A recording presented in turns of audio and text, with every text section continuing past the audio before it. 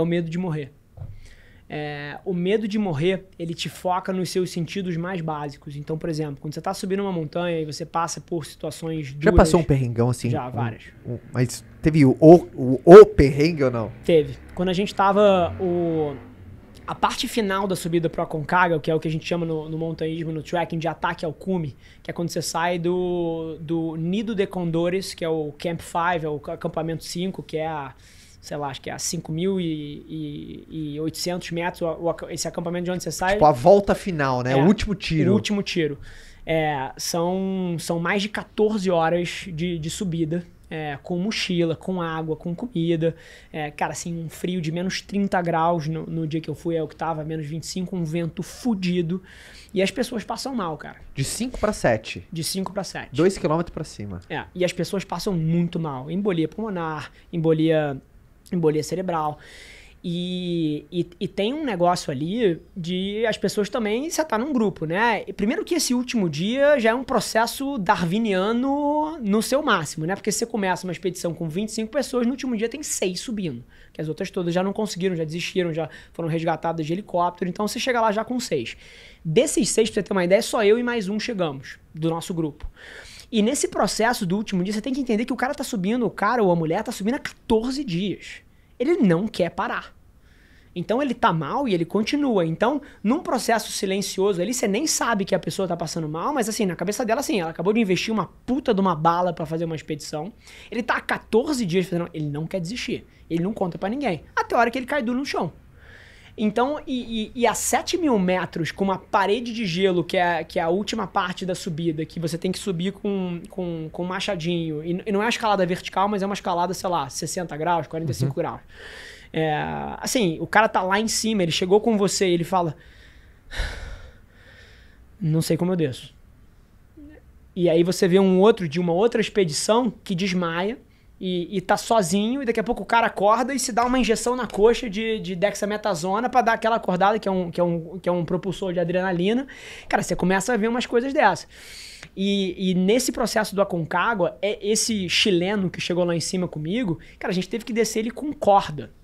Então assim, uma pessoa totalmente desmaiada, que você levanta ele cai no chão, levanta ele cai no chão. Assim, eu que não tenho grande experiência de montanha, eu vou só nesses tiros, cara, eu tinha certeza que o cara ia morrer. E esse processo que era pra durar 14 horas demorou 26. E acabou a água. E acabou comida. Só que se você parasse, o cara morria. Era eu e a porra do guia. A gente deu a água inteira pra ele, a comida inteira pra ele. E aí? Então, assim, e esse processo de você sentir... Assim, não é que, eu vou morrer.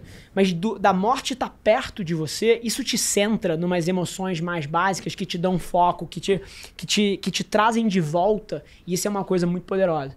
Então, no meu processo de escalada, não é que eu busque o medo de morrer, mas ele tá ali de alguma maneira e isso mexe comigo e me deixa mais criativo. Olha que coisa interessante, esse é o terceiro podcast seguido que cada um no seu quadrado falou a mesma coisa. O Tito falou sobre andar de moto, então ele nunca anda confiante, porque o dia que ele achar que ele é confiante, ele cai.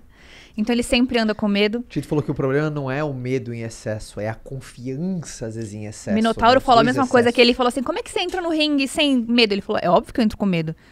Se eu entrar sem medo, eu entro confiante. E é aí que você apanha, né? Perfeito. Então saber respeitar isso e deixar isso vivo é o que traz esses instintos. E é muito louco, trazendo em perspectiva, você falou o medo de morrer, eu falo porque partindo desse DNA,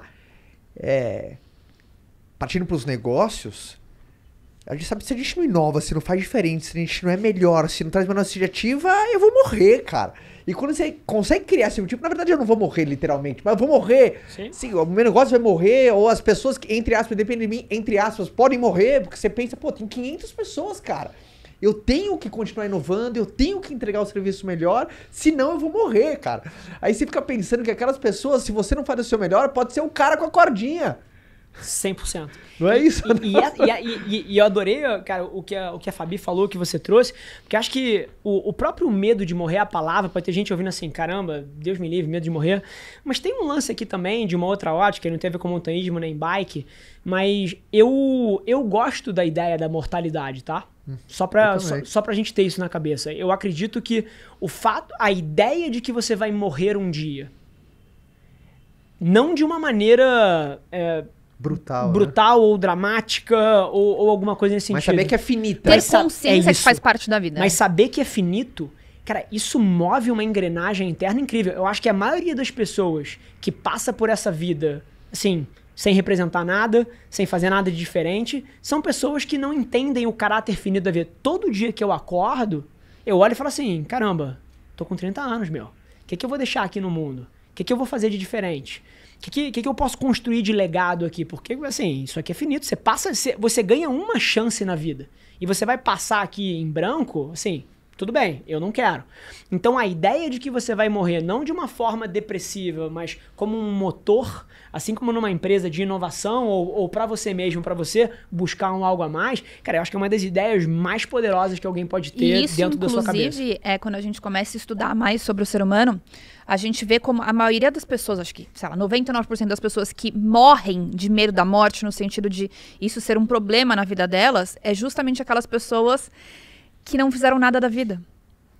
Então, o medo da morte não é o medo da morte, mas é o medo do que eu não vivi, o que eu não construí, né? Então, quando a gente começa a pensar isso e a gente começa a colocar isso em ação, é aquela coisa, nossa, posso ir que meu papel tá feito. Até porque, eu falo por mim, tá? Uma das outras ideias mais poderosas que operam no meu sistema mental, e é claro que cada um tem o seu, é arrependimento. Uhum. Eu morro de medo de arrependimento. Uhum. Eu morro de medo de olhar pra minha vida, cara, quando eu tiver com 80 anos e falar assim, cara, por que eu não tomei mais risco? Cara, por que eu não tentei aquilo ali? Cara, com 80 não dá mais. Por que eu não tirei aquele projeto da gaveta? Porra! Por que eu não liguei pra alguém que eu tinha brigado, cara, e que, cara, é uma puta de uma besteira? Arrependimento, cara, me move de uma maneira que você não tem ideia. E essa é outra dos modelos mentais que eu acho que muitas das pessoas, pelo menos que eu admiro, eu sei que eles compartilham. Como que é o teu termômetro para risco? Quando que você fala assim, vou, não vou, para qualquer coisa que você faz? Se você perguntar... Você não é... Se você perguntar pro Ricardo Dias e pro Gerard, que são os dois cofundadores da Adventures comigo, o Ricardo, que era o CMO da Ambev, e o Gerard, que era diretor no Pactual, no BTG, banqueiro de investimento, eles vão falar que não tem termômetro. mas não é. E o meu termômetro de risco, ele tem a ver com duas coisas. Primeiro, eu acredito que tem riscos que você se recupera e tem riscos que você não se recupera. Uhum. Dos riscos que eu sei que a gente tem capacidade de se recuperar, a minha aceitação é 100%. Uhum. 100%. Assim, tudo tem que ser feito.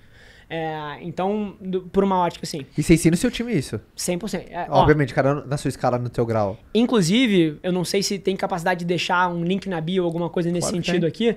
A gente tem um áudio de cultura da empresa que é em 8 dimensões, que a gente tá falando em áudio aqui, eu adoro essas coisas meta. Então, estamos falando de áudio de um áudio que a pessoa vai ouvir em áudio. E, cara, é o nosso manual de cultura. Ele é um podcast, dura 15 minutos, ele é em 8 dimensões. Então, o que é um áudio de 8 dimensões? É um áudio onde a narrativa, os sons, eles vão passando de um lado para o outro e passa por frente. É uma experiência incrível. E ele fala da nossa cultura e fala da cultura de tomar risco, tá? E aqui do nosso lado, para as pessoas gravarem o que é o meu playbook, se é um risco que eu sei que a gente pode se recuperar, a minha aceitação é 100%. Se é um risco que eu sei que a gente não pode se recuperar, a minha aceitação é 0. Ó, que louco. É 0. Então, pra mim, é meio binário. A grande diferença das pessoas que eu vejo que tomam os riscos das quais eles não se recuperam, geralmente elas têm pressa. E eu sou uma das pessoas mais pacientes do mundo. Iron Man é igual a você, a gente aprende que é 3.8 mais 21 mais 200 km, mais 180 km, assim, paciência é um componente chave. Então, eu sou uma das pessoas mais pacientes do mundo. Então, todas as pessoas que eu vejo tomando riscos das quais eles não se recuperam é porque essa pessoa tem pressa. Essa semana, literalmente, eu leio todos os DMs que eu recebo, é uma das coisas que eu mais gosto de fazer. Tinha um garoto falando que ele perdeu tudo. Porque ele estava ouvindo essa narrativa de Bitcoin, de criptomoedas e etc. Nossa. Ele maximizou o cartão de crédito dos pais no hype e o Bitcoin mergulhou nas últimas semanas. Ele perdeu tudo. Ele tem um nível de dívida que vai 10 anos do salário da família dele, pra você ter uma ideia. E dívida bancária regular, que não é dívida bola corporativa... Bola de neve brutal. Bola de neve você não paga nunca mais. Esse cara vai precisar se mudar pra puta que pariu, porque ele nunca mais paga. E por que ele... Isso é um erro que ele não se recupera. Por que ele tomou esse risco? Pressa. Então, pressa é uma das principais componentes que fode a vida de alguém, e eu sou uma das pessoas mais pacientes do mundo.